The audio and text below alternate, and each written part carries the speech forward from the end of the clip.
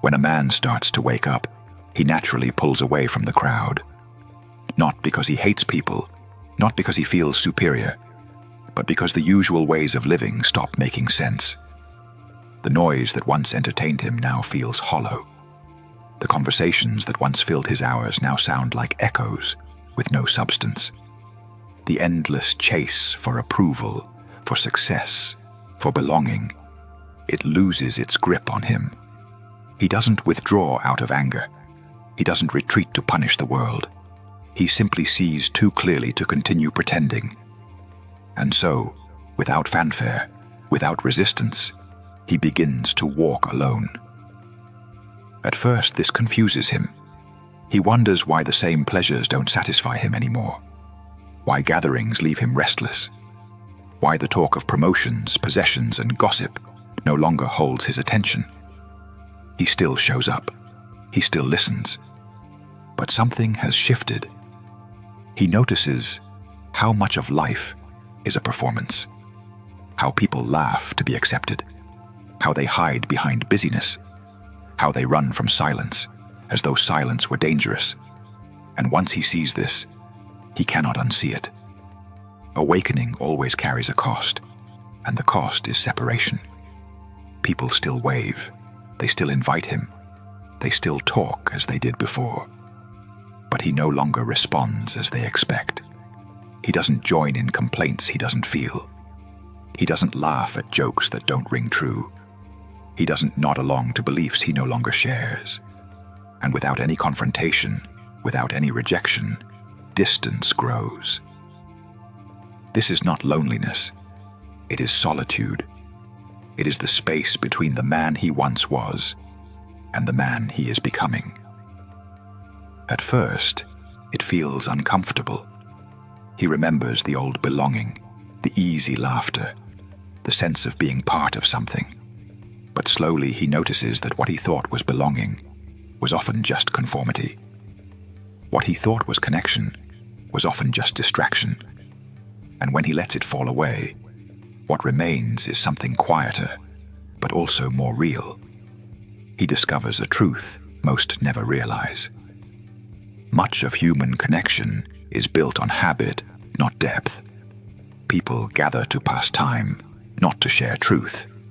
They meet to escape their inner lives, not to explore them. They fill the air with words to avoid the silence between them. And when he no longer needs distraction, he sees how dependent others are on it. He doesn't resent them. He doesn't condemn them. He understands. He once lived the same way. But once you've seen through the illusion, you cannot return to it. You cannot pretend noise is music or performance is truth. So, he lets it fall away. From the outside, he looks unchanged. He still smiles politely. He still fulfills his duties. But those around him sense something. They can't name it, but they feel it. They say he's quieter now. They say he's different. What they really mean is that he no longer reflects their values. He is no longer playing the role they were comfortable with. This unsettles them. Some admire him, others mistrust him. Many simply drift away, because to know him now would require them to see what he sees. And most are not ready. Most are not willing to question the things that keep them feeling safe. He once thought connection meant constant involvement, staying busy, showing up, playing along, nodding when others nodded. But now he sees that real connection requires honesty, and honesty is rare. Most relationships survive not because of truth, but because of shared illusions. As his illusions fall away, so do many of his connections, not through conflict, but through clarity. And yet in solitude, he finds something unexpected. He discovers peace. What once felt like emptiness becomes stillness. What once felt like loneliness becomes freedom. He learns to sit with silence and realize it is not an enemy. He learns to walk alone and realize he is not abandoned. For the first time, he sees that much of what people call life is simply noise pretending to be important. He no longer seeks distraction to fill the silence. He no longer fears being with himself. And what once felt unbearable begins to feel sacred in solitude. He discovers who he is without the eyes of others upon him. Without an audience, without an image to maintain, he sees himself clearly. And that clarity, though uncomfortable at first, becomes a source of strength. This shift confuses others. They assume he must be disconnected, cold, even arrogant. But in truth, he is simply content with his own presence. He has faced the silence most people run from, and discovered it wasn't silence at all. It was peace. He has stopped trying to mirror others to win their approval. He has stopped offering reassurances that deny what he sees. He no longer manages his image to keep others comfortable. And because of that, people don't know how to place him. Much of what people call connection is performance, a mutual agreement to maintain illusions. Once he steps outside that agreement, he disrupts it simply by being present. He doesn't argue. He doesn't try to change anyone's mind. But his refusal to play along makes others uneasy. The absence of familiar signals, flattery, validation, constant engagement, feels like rejection to those who depend on them. And so many of his old friendships fade, not through conflict, but through disuse. He notices how often relationships are sustained through shared complaints, routine habits, or mutual reinforcement of identity. Once he no longer participates, those bonds weaken. He doesn't fight to preserve them. He doesn't force himself to fit. He allows them to dissolve. And what remains is something quieter, rarer, and far truer. True friendship, he realizes, is not built on illusion. It is built on recognition. Two people who see clearly, who don't need to complete each other, who don't demand performance. Such meetings are rare, and they cannot be manufactured. They emerge only when both have let go of the need for illusion. Most social life is built on unspoken rules. You validate me, I'll validate you. We won't challenge assumptions. We'll pretend to agree even if we don't. He once played by these rules. It is clarity, and clarity is disruptive. People feel it. They can't explain it, but they know something has shifted. The familiar exchange of reassurance is gone. The noise that kept everything comfortable has fallen silent. And without it, conversations feel awkward. Meetings feel tense. The foundation that once held his relationships no longer exists. But here is the paradox. The quieter his life becomes, the more authentic it feels. He stops seeking recognition. He stops needing to be understood. He stops measuring himself by how much space he takes in other people's lives. From the outside, this looks like withdrawal. But inside, it is the opposite. It is settling into something solid, something real. He still values connection, but not connection built on illusion. Not connection that requires him to shrink or pretend. Only the kind that emerges naturally, without demand, without pretense. Most people can't offer this, and so he walks alone. But walking alone does not mean he is alone. It means he is no longer willing to trade truth for company. It means he is no longer seeking completion outside himself. It means he has found peace in his own presence. This is the final shift. He doesn't need the world to wake up. He doesn't need agreement to feel clear. He doesn't need validation to know who he is. He walks alone. Yes, but not as an outsider. As a man who has made peace with the cost of truth. He walks with silence. He walks with clarity. He walks with freedom. And in that solitude, he discovers something the crowd never can. That to stand alone in truth is to stand with life itself. And yet, though he walks alone, he does not walk in despair. For solitude is not emptiness. It is fullness. It is the space in which something deeper begins to reveal itself.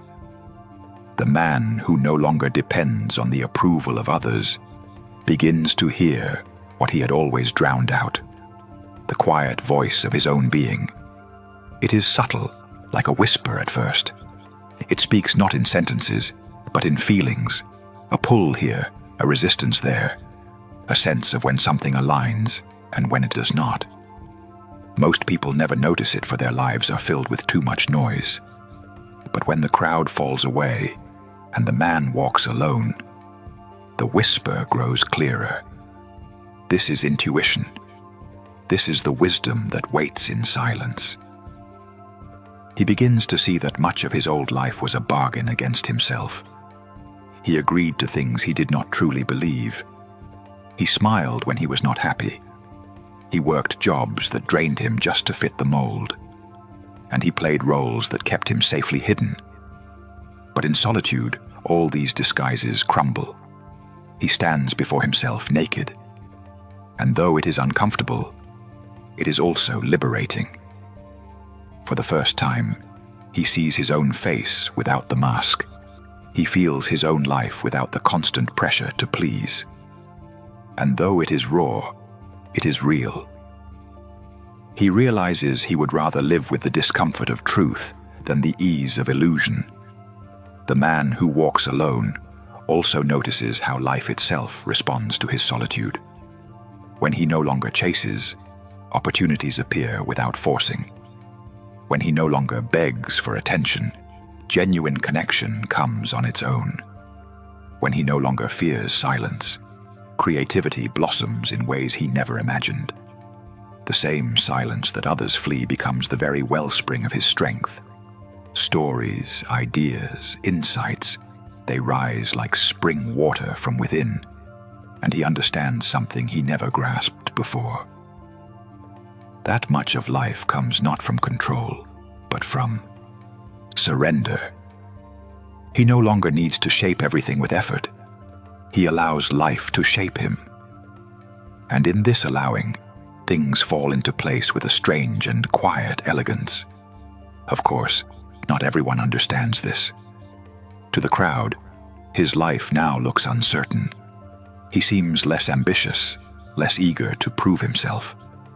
They whisper that he is strange, that he is lost, that he is wasting his time.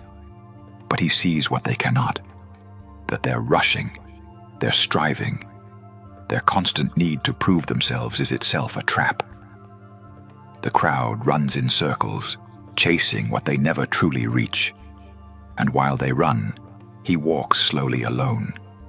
Yet with each step, he is freer. Walking alone does not mean rejecting the world. It means no longer being enslaved by it. He still meets others. He still speaks when he wishes, but he no longer depends on them to tell him who he is. His identity is no longer stitched from the threads of other people's approval. It arises from within, silent and steady, like a flame that does not flicker in the wind. There is a calm in his eyes, a steadiness in his step. He does not rush. He does not force. He's not desperate to impress or persuade. He knows the truth needs no defense. Authenticity needs no performance. Freedom needs no applause. This makes him mysterious to others. They cannot quite figure him out. Some are drawn to him, sensing in his presence the rare taste of honesty. Others are unsettled, for his calm exposes their restlessness, and his silence highlights their noise. But whether they admire or resent him, it no longer changes him. He has stepped out of the game. He realizes the universe does not ask him to manage it. It only asks him to be awake to it. And in this awakening, he finds freedom. He need not force himself to run faster, to compete harder, to fill every silence with sound. Life, in its vast intelligence, moves with or without his striving. The man who walks alone learns to trust that rhythm. He knows that awakening cannot be forced. It comes only when one is ready,